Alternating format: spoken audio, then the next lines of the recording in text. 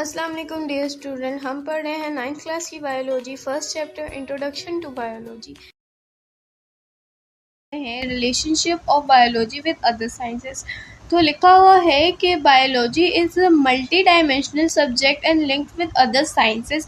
For example, the movement of animal follow the law of motion. In physics, biology is considered as an interdisciplinary science which is related with the other sciences. Some of these are mentioned below. मतलब biology एक multi dimensional subject है जिसके अंदर हम biology के अलावा भी और डिफरेंट साइंसेस के बारे में पढ़ते हैं। मतलब कि एक जानदार का मूव करना, उसका एक जगह से दूसरी जगह पे जाना और उसकी मूवमेंट के अंदर जो मोशंस के लॉ यूज़ हो रहे होते हैं वो फिज़िक्स के हैं। फिर एक बॉडी के अंदर मेटाबॉलिज्म होना और उसके अंदर जो लिविंग प्रोसेस होते हैं, उसके अंदर जो मॉलिक्यूल्स और सेल डिवीजन होती है, उसमें केमिस्ट्री का भी एक बहुत बड़ा रोल होता है। और उसके अलावा बहुत सारी ऐसी साइंसेस हैं जो बायोलॉजी के अंदर इंटरलिंक करती है। तो आज हम उसी के बारे में पढ़ेंगे। तो सबसे पहले है biophysics. Biophysics the branch of biology जिसके अंदर हम फिज़िक्स का भी लॉज और उसके इंटरेक्शंस पढ़ेंगे बायोलॉजी के साथ। तो ऐसे बहुत सारे एक्सेप्ट्स और ऐसे बहुत सारे लॉज है फिज़िक्स के जो बायोलॉजी में बहुत ज़्यादा एक अहम रोल अदा करते हैं। स्पेशली इन मेडिसिन्स जो रेडियो एक्टिव आइसोटोप्स होते हैं उनका इस्तेमाल किया जाता है और बहुत सारे ऐसे एक्सपेरिमेंटल पर्पसेस होते हैं जिसके अंदर रेडियो एक्टिव आइसोटोप्स का यूज़ किया जाए। और उसके अलावा फिज़िक्स का जो मेन एक इस्तेमाल है हमारी बायोलॉजी की आगे फ्यूचर में वो ये है कि मेडिसिन्स के अलावा जब ट्रीटमेंट की जाती है वो ट्रीटमेंट बहुत सारे इश्यूज़ और बहुत सारे डिजीज़ की ट्रीटमेंट एक लेज़र थेरेपी के साथ भी की जाती है। और फिर किसी भी इशू और किसी भी इन्फ्लेमेशन को बॉडी में डिटेक्ट करने के लिए जो एक्सरे और जो अल्ट्रासाउंड और जो MIR होता है उसके अंदर जो वेव्स यूज़ की जाती है वो भी फिज़िक्स से लिंक्ड होती है। तो इस पैराग्राफ में हमें यही बताया गया है।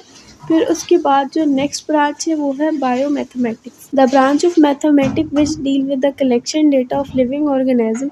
It plays very important role in research. मतलब जो लिविंग बींग्स के ऊपर रिसर्च की जाती है उनके बारे में जो नॉलेज ली जाती है वो सब एक डेटाबेस के अंदर कलेक्ट होता है। ये आगे के रिसर्चर्स और जो जियोलॉजिस्ट होते हैं ये इनकी फील्ड में भी बहुत ज़्यादा काम आने वाली चीज़ है।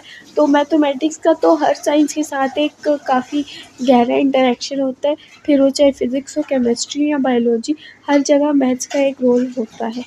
फिर उसके बाद है बायोकेमिस्ट्री। बायोकेमिस्ट्री में मॉलिक्यूलर बायो हम पर लिख जाती है जिसके अंदर हम बायोलॉजिकल मॉलिक्यूल्स पढ़ते हैं जो बॉडी की मेटाबॉलिज्म्स में और उसके अलावा भी ऑर्गेनिक मेटाबॉलिज्म्स में काम आती है।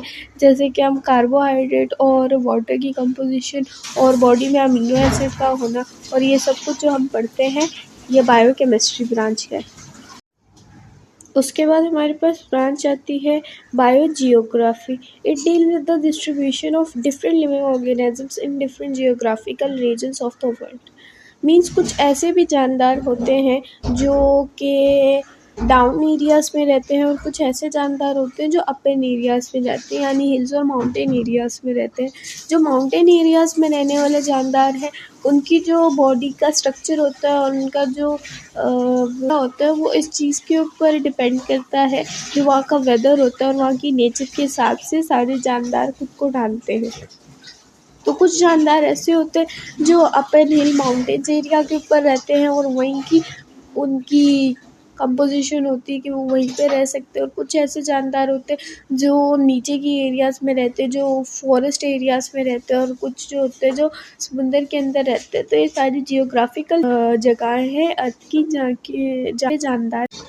बायोइकोनॉमिक्स is a branch of biology जिसके अंदर कैलकुलेशन की जाती है उन लिविंग बींग्स की जो कि मीट प्रोवाइडर्स है और जो कि हमारी पूरी कंट्री की इकोनॉमिक्स में एक अहम रोल अदा कर रहे हैं।